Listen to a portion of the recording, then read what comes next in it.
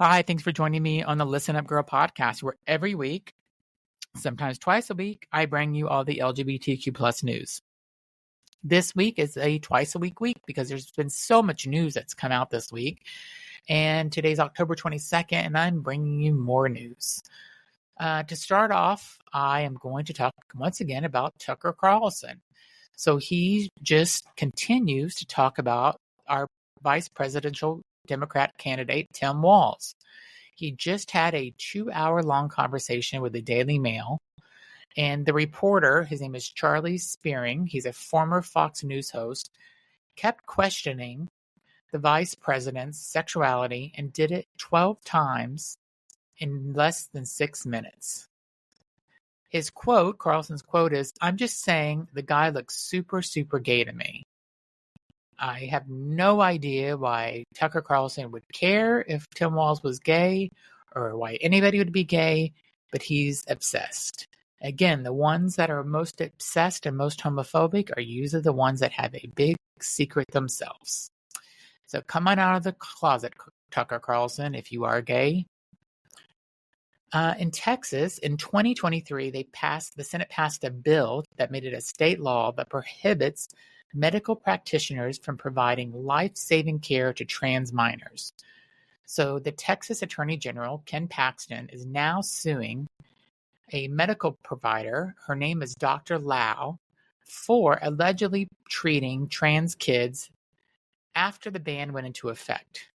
So Dr. Lau treated 21 trans minors and provided them hormone therapy.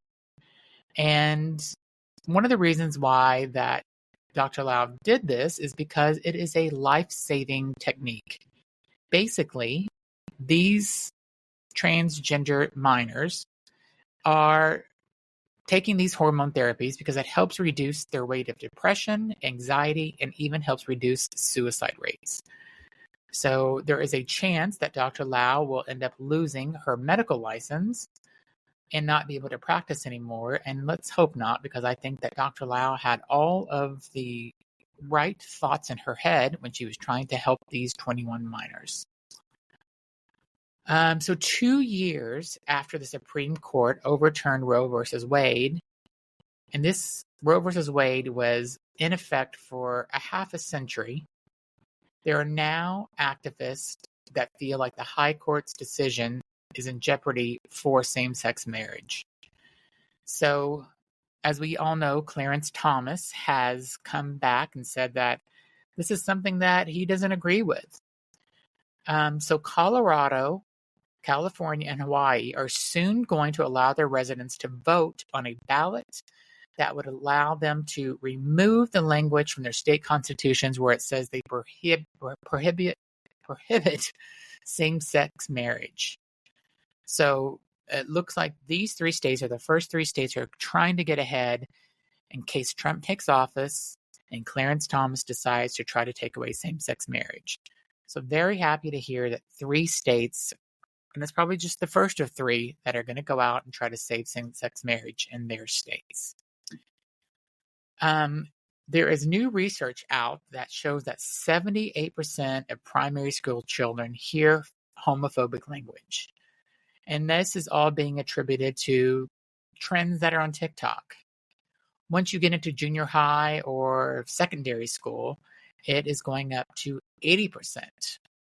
So there is an organization in the UK that is offering schools free resources to help teachers combat homophobia and to help create safe, inclusive spaces for the LGBTQ plus students.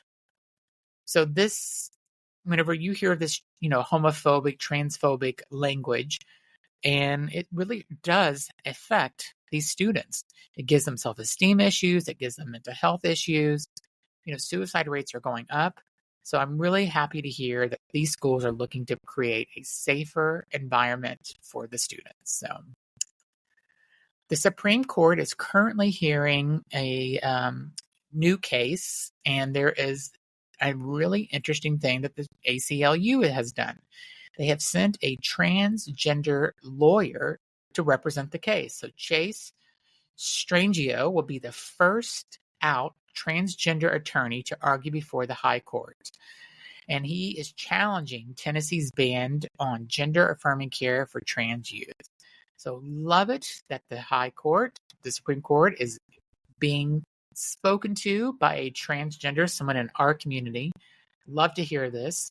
So amazing that we are making these strides.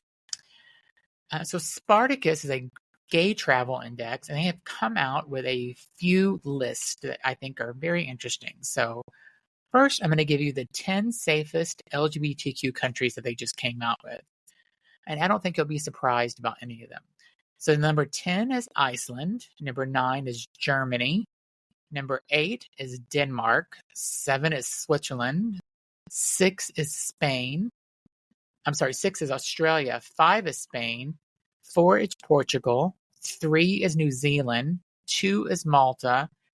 And the number 1 safest LGBTQ plus country is Canada.